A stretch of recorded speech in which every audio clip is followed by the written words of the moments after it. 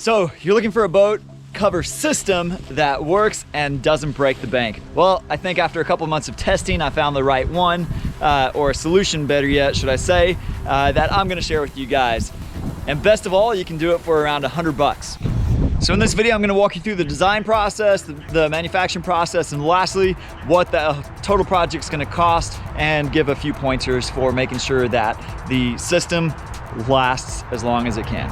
What seems to be a very common flaw with boat covers is low spots. When it rains, water gathers in those low spots, and of course the more it rains, the more water that gathers, resulting in stress points on corners, which then leads to tears in the boat cover, and also water eventually just seeping through into the boat itself. Now, how do you solve those low spots? Well, you have to implement some sort of support system for the boat cover. They do have aftermarket solutions for that. They have telescoping poles in different varieties. From my experience, I've tried them. They don't work too well. And then with that, they usually cost 30 to 40, 50 bucks a piece. And you usually at least need a couple. So, you know, depending on the boat type, they can add up pretty quickly. Now, the design system that I have found works very well is what I call the PVC rung system. So you can tell we have 3 main points of support that are interconnected by a single piece of PVC pipe. So a few things you want to think through, depending on the length of your boat and sort of how things are arranged, is how many rungs you need. For me, 3 work out really well. This almost looks like a low spot. It doesn't, I promise. Water does not sit there. On the back, it also looks like it would have a low spot. And yes, a little bit of water does actually pool up here, but it's not enough to create any issues. It almost just looks like condensation at the end of the day. So with that, let's hop in. I'm gonna pull this boat cover back and get down to the nitty-gritty. Okay, so this is the heart of the support system. Again, I have 3 rungs, 1, 2, 3, and they are interconnected by a PVC pipe up top. For each rung, you're going to have a T at each end. You're going to have some sort of joint in the middle. If they're an end rung, you're gonna have a T. If it's a middle rung, you're gonna have a cross joint. So again, T joint, cross joint. And what you're gonna wanna do is, based on your boat style and type, you're gonna wanna determine if you want 3, 4, 5 rungs, whatever you feel is optimal. Then go to each section where the rung is gonna be, measure your width for each one, and now it comes to the trial by fire. You wanna determine how much of an arc you want or can even have. A couple things that are gonna determine that is your boat cover, how much sort of slack it has. So if you have too much of an arc, your boat cover's now not going to be able to cover the full width of the boat. If you have too little, well, you may end up with a low spot. So for me, what worked out to be ideal was having 2 inches more length than the width of the boat. So let's say, I forgot the exact dimensions, but let's say this width was 60 inches. From side to side, the overall length of my PVC pipe was 62 inches, and that gave me the desired arc. Now, that's where your first rung is gonna be a trial by fire sort of setup. Once you get that one figured out and dialed in, then it's simply going to your 2nd, 3rd, 4th, 5th one and just knocking it out. Once you finish with your overall design concept, you're gonna wanna figure out what materials you need. Now, for me, I used 1/2 inch PVC pipe. I found that was a good balance between flexibility and strength. For each rung, I used a T, as you've seen. So in my instance, a 1/2 inch to a 3/4 inch T. The reason for the 3/4 inch is I measured the diameter of my rail on my boat and found something that was just slightly bigger than that. And now, what that allows for is this joint to slip over the rail, and it actually acts as a support. So this doesn't just move on and off. You know, it does pull off, but it actually is pretty secure. For the center joints, you're gonna want T's for the end rails.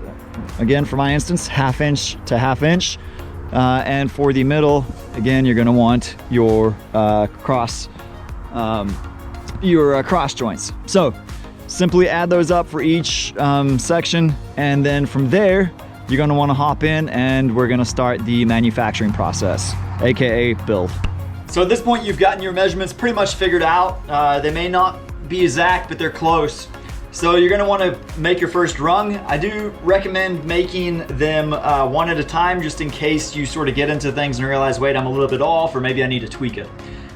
So this is my third and final rung. Again, so I've got some of the tweaks out. What I recommend first is taking the width that you intend the rung to be, or actually the width of the boat.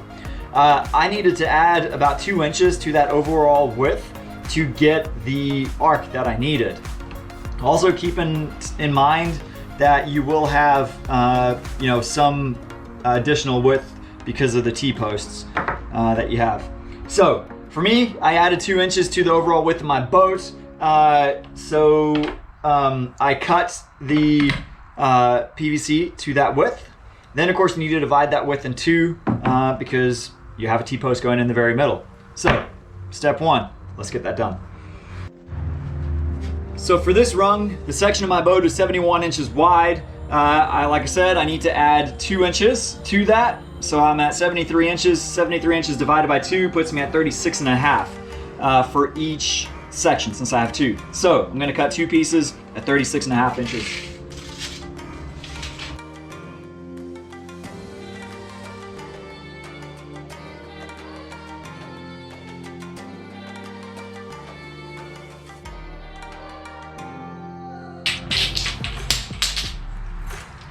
Alrighty, so 2 36 and a half inch pieces. These ones will be joined by this T-post like so. And then of course, on the very end, will go my 1/2 inch to 3/4 inch T-posts. Now, for each one of these end T-posts, with my design, these latch onto the rail of the boat. So I'm gonna notch out a section. I did that trial by fire initially, and then once I got it in place, I simply used that initial one as a template for the rest of them. So I'm gonna do that now. So this T-post is one that I have made already, works out really well. So you can see what I simply did is put the 2 in my vise. I am going to mark the uncut one and then simply cut it.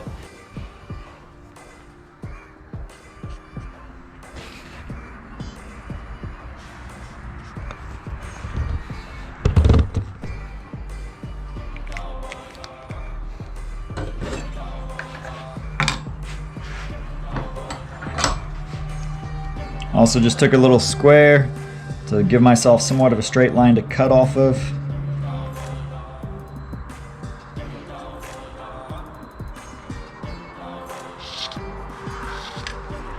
Doesn't look exactly straight, but there we go.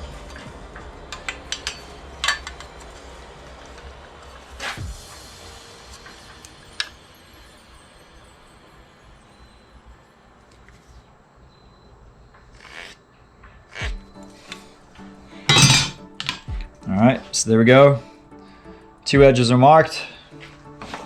I'll go ahead and cut them. Putting this thing together. It's the back third side. Actually, that side. Okay. So clip these things together. Not clip them, but just put them together. Rotate that around.